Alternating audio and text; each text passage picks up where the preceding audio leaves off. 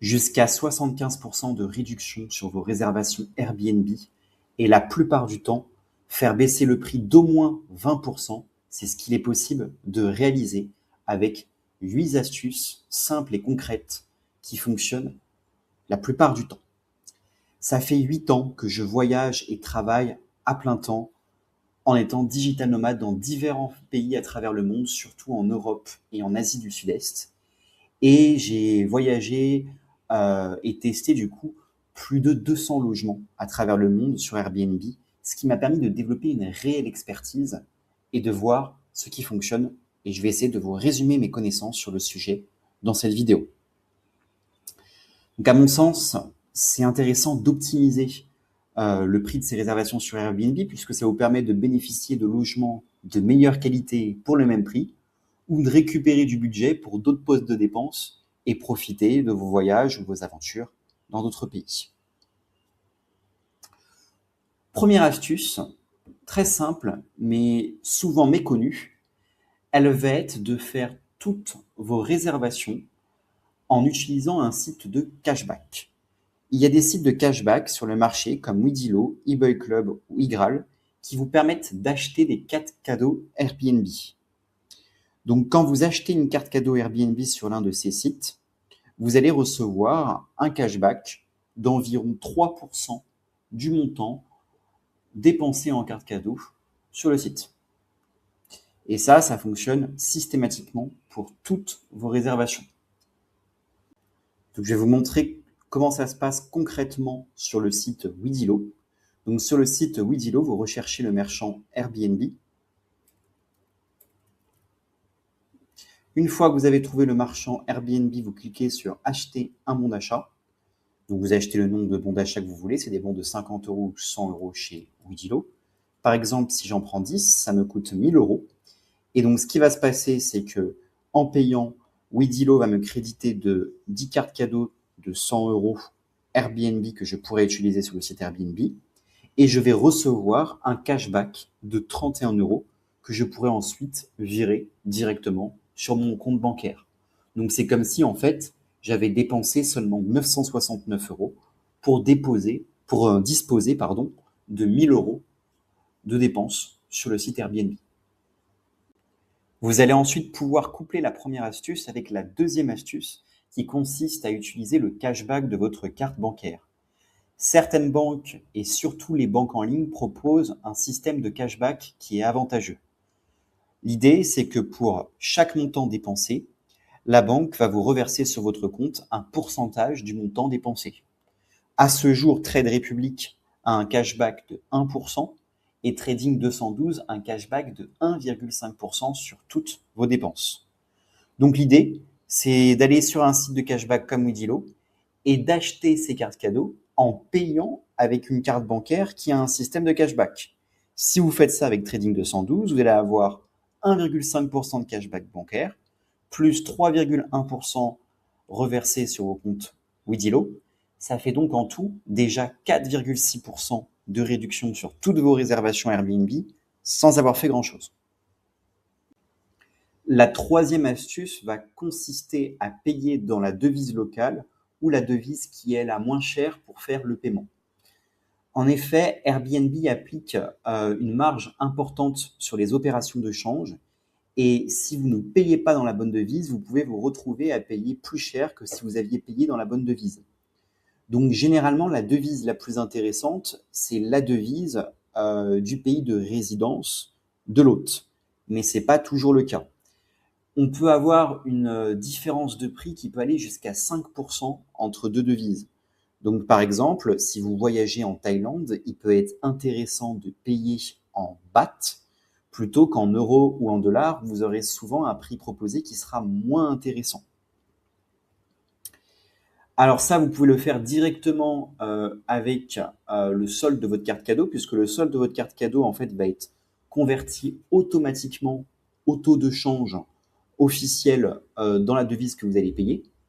Mais si vous n'avez pas effectué vos achats auparavant avec une carte cadeau, il faudra bien entendu, pour bénéficier de tout ça, utiliser une carte bancaire qui n'a pas de frais de change. Donc je pense notamment aux banques en ligne comme Boursorama, Fortuneo, Trade Republic, Trading 212, qui ont des frais de change qui sont minimes, voire presque nuls. Donc, pour changer la devise de paiement, concrètement, sur le site Airbnb, vous allez aller dans le menu en haut à droite, cliquer dans langue et devise, et dans devise, vous allez choisir la devise de paiement. Donc, par exemple, moi, pour le moment, je suis paramétré en baht thaïlandais. Si je vais au Brésil, par exemple, j'aurai tout intérêt, a priori, à choisir un paiement en réal brésilien. Donc, je vous invite généralement à comparer quelques devises. Donc, la devise du pays dans lequel vous voyagez, l'euro, le dollar, et puis une ou deux devises supplémentaires pour voir laquelle est la plus avantageuse. La plupart du temps, c'est la devise de l'hôte qui est la plus avantageuse.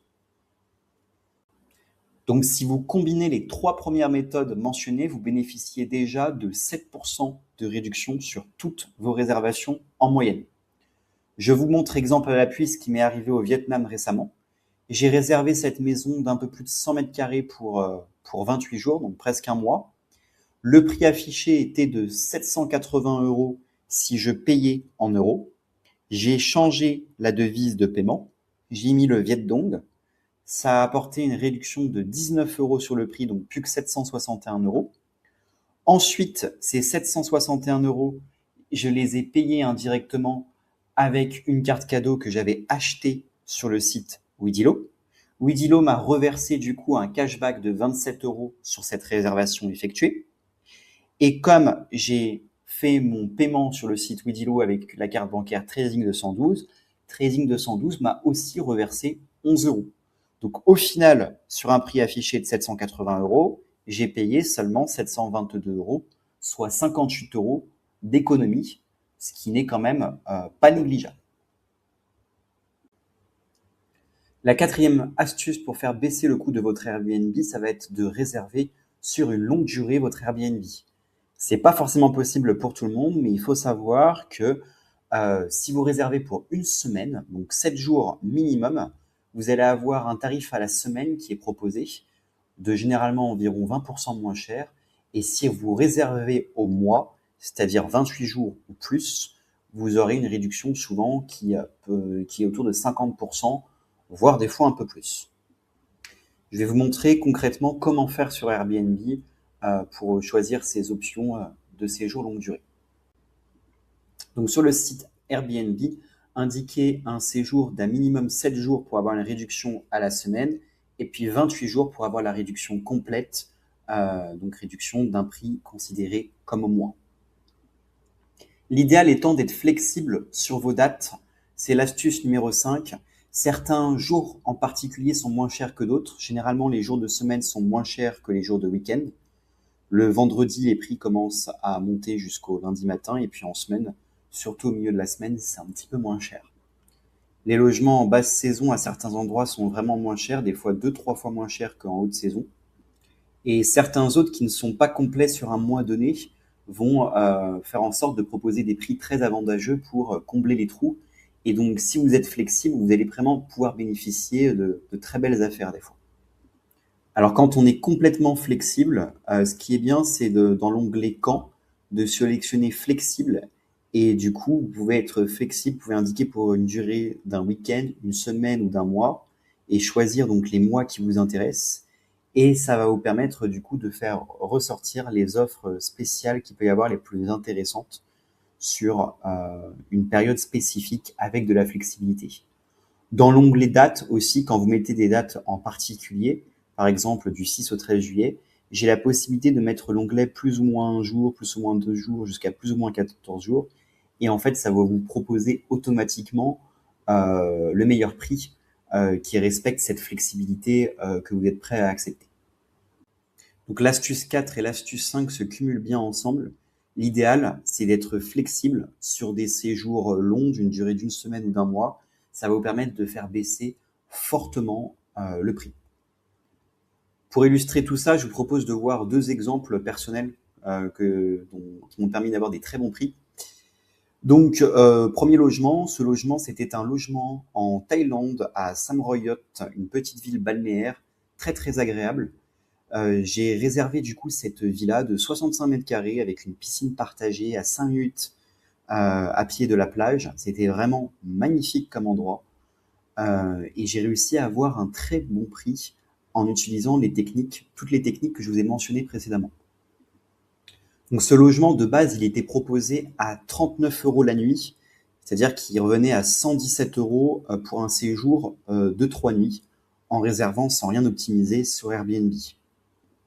Si vous le louez pour une semaine, en le louant par une semaine, le prix revenait à 208 euros la semaine, c'est-à-dire un peu moins de 30 euros la nuit, ce qui fait déjà une réduction de 24% par rapport à un séjour de 3 nuits. Et pour un séjour de 28 jours, ce que j'ai moi réservé, le prix revient à 591 euros, ce qui fait une nuit à 21 euros versus 39 euros au départ. Donc on est déjà presque à moins 50%.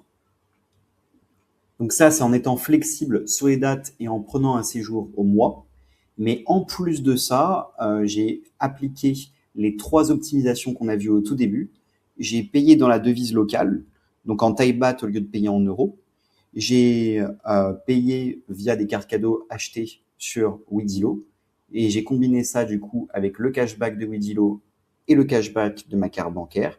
Ça a encore fait baisser le prix de 591 euros pour les 28 jours à 555 euros, ce qui revient à un peu moins de 20 euros la nuit. Donc au final, en combinant toutes les astuces de la 1 à la 5, j'ai économisé presque 50% sur ce logement qui passe de 39 euros la nuit à 19,80 euros la nuit. Donc très intéressant, très bon deal sur l'endroit. Deuxième exemple de logement vraiment optimisé avec les 5 astuces que je vous ai mentionnées. J'ai loué donc ce logement dans les montagnes à 1 heure de Hue en Thaïlande. Au premier abord, il était assez cher, je trouvais ce logement par rapport au confort qui est proposé. C'est surtout un endroit pour se relaxer, se déconnecter de la vie urbaine. Et le confort n'est pas forcément exceptionnel, mais le cadre par contre est plutôt paradisiaque. Et donc ce logement, si vous le prenez pour un week-end, il revenait à 41 euros la nuit, donc 82 euros le week-end, ce que je trouvais quand même un peu cher pour la Thaïlande par rapport à la qualité du logement proposé. En le louant à la semaine, il revenait à 215 euros la semaine, c'est-à-dire 31 euros la nuit, donc déjà 24% de réduction. Et si on le loue pour 28 jours, c'est là où ça devient vraiment intéressant, ça revient à 309 euros. Donc en fait, un mois, c'est à peine plus cher qu'une semaine pour ce logement. Et ça nous fait un prix du coup de 11 euros la nuit, donc 73% de réduction par rapport au prix de départ. Et en plus de ça, moi ce que j'ai fait du coup, c'est que j'ai payé dans la devise locale, en Thai baht, avec ma carte cadeau achetée sur Wedilo, donc cashback Wedilo, cashback de la carte bancaire, et j'arrive au final à un prix de 286 euros les 28 jours, ce qui fait à peine 10 euros la nuit. Donc logement assez basique, mais à ce prix-là, très intéressant par rapport au prix de départ. Et j'ai passé un super mois là-bas grâce à cette offre que j'ai réussi à avoir. Alors la 6e astuce ensuite, elle est plus audacieuse, mais elle est aussi très efficace. C'est tout simplement de contacter l'hôte pour lui demander une réduction. Sur Airbnb, vous avez la possibilité de contacter l'hôte avant même de réserver pour poser les questions que vous pourriez avoir à l'hôte ou pour négocier. Et donc, on va se servir de cet espace de contact pour négocier le prix du logement. Souvent, on peut avoir 20-25% de réduction. Ça marche pas toujours, mais c'est efficace quand ça marche et ça vaut le coup d'essayer. Alors bien évidemment, si vous restez seulement 1 ou 2 jours, ça va être compliqué de négocier. Mais si vous restez plus longtemps, pour des longs séjours, c'est beaucoup plus facile de négocier le prix pour un séjour d'à minima 1 semaine, je pense. Et d'autant plus si vous êtes flexible sur les dates. C'est important d'avoir un bon profil. Plus vous avez de commentaires, de bons commentaires et des bonnes notes, plus l'hôte acceptera facilement de négocier. Il est important de savoir que sur Airbnb, vous voyez uniquement les commentaires que les autres vous ont laissés, mais ils ont aussi la possibilité de vous noter. Et cette note, elle ne ressort pas quand on est un utilisateur qui réserve uniquement des logements. C'est seulement les autres qui peuvent voir cette note. Donc faites-y attention, puisque si vous n'avez pas une très bonne note, ça sera compliqué de négocier. Dans une autre vidéo, j'expliquerai qu'il y a une petite astuce quand même qui permet d'accéder à cette note et de la connaître, mais ce n'est pas le sujet de cette vidéo. Pour négocier, vous pouvez mettre en avant le fait que vous allez bien vous comporter dans le logement, donc que vous êtes discret, que vous êtes propre, que vous allez peut-être pas trop consommer d'électricité, faire attention, silencieux, respectueux. Donc toutes ces choses-là, tous les arguments qui peuvent aider euh, l'hôte à vous faire confiance. Dites-vous que ça peut être aussi intéressant pour l'hôte, même s'il y a négociation, d'accepter votre offre, d'autant plus si on est en basse saison, puisqu'il y aura une garantie de revenus pour lui, ou si il y a des trous dans son calendrier de réservation et que du coup, il peut s'assurer d'avoir un client. Il peut accepter un peu plus facilement de négocier quand c'est le cas. On va voir ensuite comment concrètement contacter l'hôte. Donc sur l'annonce qui vous intéresse, vous descendez en bas de page et vous allez retrouver le profil de l'hôte. Et au niveau du profil de l'hôte, vous avez le bouton cliquer sur envoyer un message à l'hôte. Si vous cliquez dessus, ça va vous ouvrir une nouvelle fenêtre. Et sur cette nouvelle fenêtre, du coup, le mieux c'est quand même d'indiquer des dates de voyage sur lesquelles vous êtes potentiellement intéressé. Et vous allez pouvoir envoyer un message avec vos arguments de négociation pour négocier le prix. Et puis l'autre devrait vous répondre assez rapidement normalement. On va voir un petit exemple de message type pour essayer de convaincre l'autre de vous accorder une réduction. Donc, c'est bien d'appeler l'autre par son prénom si possible. Bonjour, monsieur, nanana. J'espère que vous allez bien. Je me permets de vous contacter car votre logement m'intéresse beaucoup. Si possible, mentionnez quelques petites choses qui vous plaisent dans le logement pour flatter un petit peu l'hôte. Je prévois un séjour de X nuits. Je suis assez flexible sur mes dates et je peux réserver rapidement si nous trouvons un accord. Donc, le fait que le séjour soit assez long et assez flexible est un argument intéressant. Je comprends parfaitement que vous ayez fixé un tarif, mais je me demandais si dans le cadre d'un séjour de cette durée, il était possible de bénéficier d'un prix un peu plus avantageux. Un long séjour représente moins de rotation, moins de ménage, moins de gestion et un revenu garanti pendant plusieurs jours ou semaines. Donc pour lui faire comprendre qu'il a tout à y gagner à accepter votre négociation. Ensuite, vous indiquez pourquoi vous êtes un bon client. Donc de mon côté, je travaille à distance, je suis discret, je prends toujours grand soin des logements dans lesquels je séjourne. La preuve, c'est que du coup, vous avez des bonnes notes. J'ai d'excellents commentaires laissés par mes précédents hôtes. Et surtout, ne mentionnez pas un prix en particulier. Le premier à mentionner un prix dans une négociation, c'est le perdant. Donc une phrase qui peut être intéressante, c'est du type « Quel serait le meilleur tarif que vous pourriez me proposer dans ces conditions ?» pour lui forcer à proposer en premier une réduction. Merci d'avance pour votre retour et au plaisir d'échanger avec vous. Et puis vous attendez ensuite le retour de l'hôte. Assez souvent quand même, l'hôte revient vers vous en proposant une petite réduction, au moins 10% quand ça fonctionne. C'est là un peu la norme. Alors la 7e méthode, elle est aussi très efficace, mais elle est beaucoup plus borderline et elle n'est pas pour tout le monde. L'idée, ça va être donc de réserver hors plateforme, donc de contourner la plateforme pour obtenir un meilleur prix. C'est une méthode très efficace. Souvent, on peut facilement avoir 20-30% de réduction sur le prix, voire plus, puisqu'elle est très avantageuse, cette méthode, pour l'hôte aussi, puisque ça va lui permettre d'éviter les commissions et différents frais Airbnb qui sont autour de 20%. Et puis moins de traçabilité, ça a aussi d'autres avantages indirectement pour lui. Tous les hôtes ne l'acceptent pas, ça dépend des pays. Dans certains pays, les hôtes acceptent un peu plus que d'autres. Je sais qu'en Europe, souvent, c'est un peu plus compliqué de négocier hors plateforme que ça peut l'être en Asie, où les gens sont un petit peu plus flexibles généralement, puisqu'ils craignent moins les problèmes de passer hors plateforme, vu qu'il y a moins de problèmes. Peut-être en Asie aussi, les gens sont peut-être plus respectueux. Attention quand même à passer hors plateforme, puisque ça a aussi des inconvénients pour vous, puisque vous perdez la protection Airbnb. Quand vous arrivez dans un logement, s'il y a un problème avec le logement, Airbnb peut vous rembourser et vous aider à trouver un autre logement et à quitter le logement, et donc du coup à ne pas perdre votre réservation pour rien en quelque sorte. Alors que si vous réservez en direct, s'il y a un problème, c'est le vôtre et Airbnb ne sera pas là pour vous aider. Alors, pour contacter l'hôte hors plateforme, il y a différentes manières possibles. La première, c'est d'essayer de retrouver le logement sur un site de réservation autre, comme Booking ou Agoda. Pour cela, vous pouvez utiliser Google Images, prendre certaines photos du logement en valeur et du coup les mettre sur Google Images et voir si du coup l'annonce ressort sur une autre plateforme.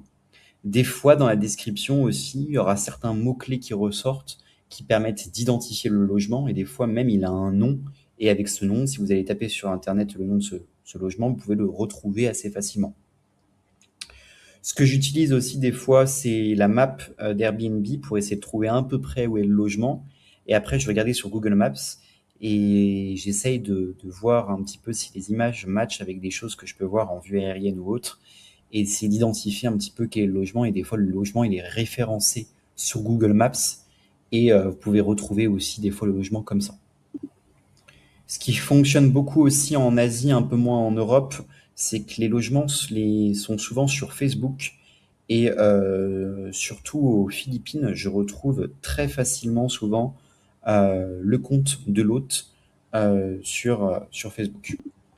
Donc si le nom, prénom de l'hôte ressort dans la description ou des éléments permettant de l'identifier, vous pouvez faire aussi un Google Images de la photo de l'hôte pour essayer de le retrouver sur Facebook et de le contacter directement sur Facebook. C'est ce que je fais des fois aussi pour retrouver les personnes. Je vous montre un exemple comme ça de logement que j'ai réussi à avoir à un très bon prix en négociant en direct. Donc c'était un logement à Danao sur l'île de Cebu aux Philippines qui était proposé à 120 euros pour les 3 nuits, c'est-à-dire 40 euros la nuit. Donc c'est une maison de 80 mètres carrés avec une belle vue sur la mer, plutôt sympa. Je trouvais ça un petit peu cher et puis du coup, j'ai cherché l'hôte, à contacter l'hôte. Et sur Airbnb, il y avait une photo de l'hôte et puis son prénom. Et du coup, en recherchant avec Google Images, plus le prénom sur Facebook, j'ai réussi à retrouver du coup l'hôte sur Facebook que j'ai contacté en direct. Et en le contactant en direct, j'ai pu du coup négocier directement le prix. Et elle m'a offert un prix très intéressant, donc puisque j'ai proposé de réserver le logement pour 2 semaines, et elle m'a proposé 252 euros les 2 semaines, ce qui revenait à 18 euros par jour. Prix que je pense j'en aurais pas du tout eu avec la plateforme. Je pense qu'en réservant pour 2 semaines sur la plateforme, j'en aurais eu peut-être pour une trentaine d'euros par jour. Donc c'est un très bon prix et c'est des choses comme ça qu'on peut avoir en passant hors plateforme. Et enfin, la huitième astuce, elle est vraiment pas pour tout le monde, c'est plus un bonus, c'est de changer le pays de facturation. Donc normalement, vous pouvez le faire que si vous êtes domicilié dans le pays dans lequel vous allez réserver le logement. Et l'idée, c'est que certains pays appliquent des taxes Airbnb plus faibles que d'autres. Et donc moi, par exemple, en vivant à l'heure actuelle en Thaïlande, j'ai enregistré une carte bancaire thaïlandaise qui me permet d'avoir du coup une réduction sur les taxes qui baissent de 1,5% sur toutes les réservations. Donc c'est plutôt agréable, mais c'est pas pour tout le monde. Donc ça, c'est vraiment plus un bonus pour les digital nomades qui ont la possibilité de domicilier du coup leur compte Airbnb dans un autre pays. Pour résumer cette vidéo, je vous propose un petit schéma récapitulatif des différentes techniques qu'on a pu voir. Donc, premier point, passer par un site de cashback et donc acheter des cartes cadeaux dessus qu'on utilisera sur Airbnb. Sur ce site de cashback, on va payer en utilisant une carte bancaire qui a un système de cashback avantageux. Ensuite, sur Airbnb, on paiera dans la devise locale ou la devise la moins chère. Ensuite, concernant la réservation en elle-même, on peut optimiser cette réservation en réservant un logement à la semaine ou au mois. Si possible, être flexible sur les dates pour faire baisser encore un peu plus le prix.